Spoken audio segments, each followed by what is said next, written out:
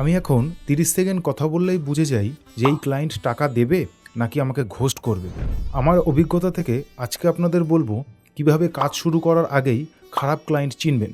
এই স্কিল যদি আপনার জানা না থাকে তাহলে কিন্তু আপনি বারবার ঠকে যাবেন। তাহলে save your time and earn money. নতুন ক্লায়েন্টের সবথেকে বড় ভুল কি জানেন? সবাইকেই ক্লায়েন্ট ভাবা, কিন্তু রিয়েলিটি হলো সব ক্লায়েন্ট আপনার জন্য নয়। আপনাকে ক্লায়েন্ট ফিল্টার করা জানতে হবে যে আপনার জন্য বেস্ট কোন ক্লায়েন্ট হবে, সেটাই আজকে আমি আপনাদের শেখাবো। রেড ফ্ল্যাগ 1, শুরুতেই প্রাইস ফাইট। ক্লায়েন্ট যদি কনভারসেশনের শুরুতেই বলে বাজেটটা কম আছে, একটু অ্যাডজাস্ট করুন, অন্যরা তো এর থেকেও কমও করেন, সাবধান হয়ে যান।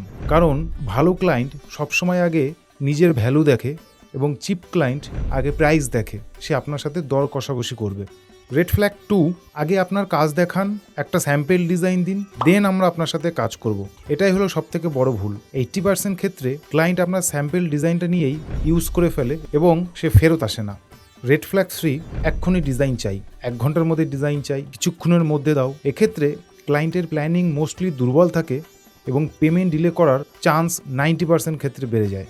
Red flag 4, unlimited revision. যদি কখনো ক্লায়েন্ট বলে যতক্ষণ না পছন্দ হচ্ছে ততক্ষণ কিন্তু আমি কারেকশান করব, জাস্ট হালকা করে আপনার পেছনটা ঘোরান এবং দৌড়ানো শুরু করুন।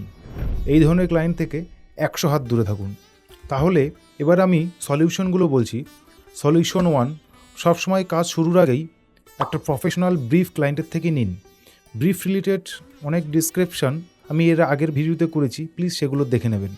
সলিউশন 2, নিজের কনফিডেন্সের সাথে ক্লায়েন্টকে প্রাইস বলুন এরকমভাবে যে আমি যে ধরনের কাজ করি বা আমি যে ধরনের কোয়ালিটি আপনাকে দেবো তার জন্য এই প্রাইসটাই খুবই সামান্য এবং আমার প্রাইসটা এর থেকে এর মধ্যেই শুরু হচ্ছে।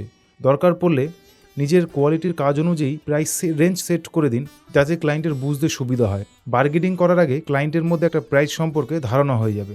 সলিউশন 3, সবসময় অ্যাডভান্স পেমেন্ট নেবেন, কারণ সিরিয়াস ক্লায়েন্ট অ্যাডভান্স পেমেন্ট দিতে কোনো দ্বিধাবোধ করবে না। চিপ টাইপের ক্লায়েন্ট সে কিন্তু অ্যাডভান্সের কথা শুনলেই ভ্যানিশ হয়ে যাবে। এবং সলিউশন 4, না বলতে শিখুন। সব ক্লায়েন্টকে তুলে নেবেন না, যে ক্লায়েন্ট খারাপ মনে হচ্ছে তাকে সরাসরি না বলে দিন। না বলা যত তাড়াতাড়ি শিখবেন তত তাড়াতাড়ি আপনার পক্ষে মঙ্গল। মনে রাখবেন, 10টা বাজে ক্লায়েন্টের থেকে একটা বেস্ট ক্লায়েন্ট সবসময় আমি প্রেফার করব, যে আপনার লাইফের গেম চেঞ্জ করে দেবে। কমেন্ট করে বলুন আপনি কি কখনো এই ধরনের ক্লায়েন্টের পাল্লায় পড়েছেন।